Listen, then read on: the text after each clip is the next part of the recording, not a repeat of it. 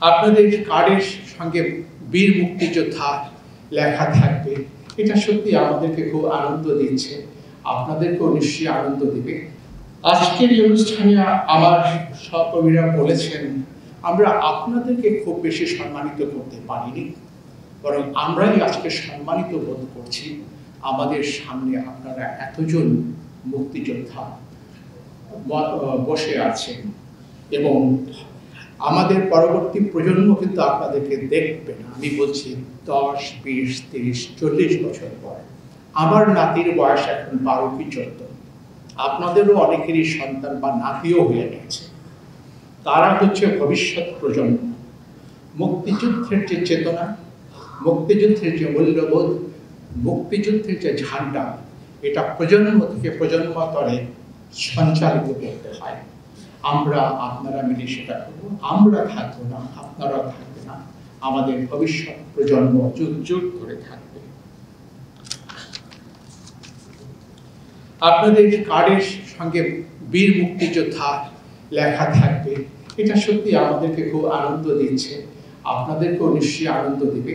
এই কার্ডটিও আপনারা থাকবেন না, কিন্তু আপনার সন্তানদের কাছে, আপনার নাতি নাতনিদের কাছে এটা আর্কাইভ হয়ে থাকবে। এটাকে কখনোই হারাবেন না। এটা কিন্তু বীরত্বের একটি স্মারক, এটা আমাদের মনে রাখতে হবে। আমরা সকলে দেশকে ভালোবাসি। 30 লক্ষ মুক্তিযোদ্ধা শহীদ হয়েছেন। জাতির জনক বঙ্গবন্ধু শেখ মুজিবুর রহমান, যিনি স্বাধীনতা ডাক দিয়েছিলেন, তিনি 75-এর 15ই আগস্ট তারিখে নির্মমভাবে হত্যার শিকার হয়েছেন। আজকে আমি সশ্রদ্ধ চিত্তে 30 লক্ষ শহীদের পাশাপাশি জাতির পিতা বঙ্গবন্ধু শেখ মুজিবুর রহমান এবং তার পরিবারের যে সদস্যরা সেদিন নিহত হয়েছেন তাদের আত্মার মাগফিরাত কামনা করছি।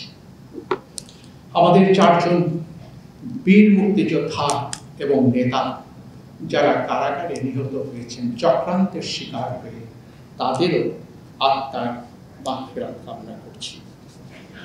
আমি আপনাদের প্রশংসা আসলে করার ভাষা আমার নেই। আমার একজন শ্রদ্ধাভাজন ভাই জনাব আব্দুল হালিম মোল্লা, তিনি একটি কথা বলেছেন তার কাব্যে, হে মুক্তিযোদ্ধা, নবীন প্রজন্মকে বলে দাও তুমি, রক্ত দোহা এ মাটির মহান পবিত্রতা, ধরে যেন তারা শক্ত করে ভাইয়ের রক্তে মেশা বনের সবুজ শাড়ির স্বাধীনতা পতাকা। আপনাদের সকলকে অশেষ ধন্যবাদ। জয় বাংলা, জয় বঙ্গবন্ধু, বাংলাদেশ চিরজীবী।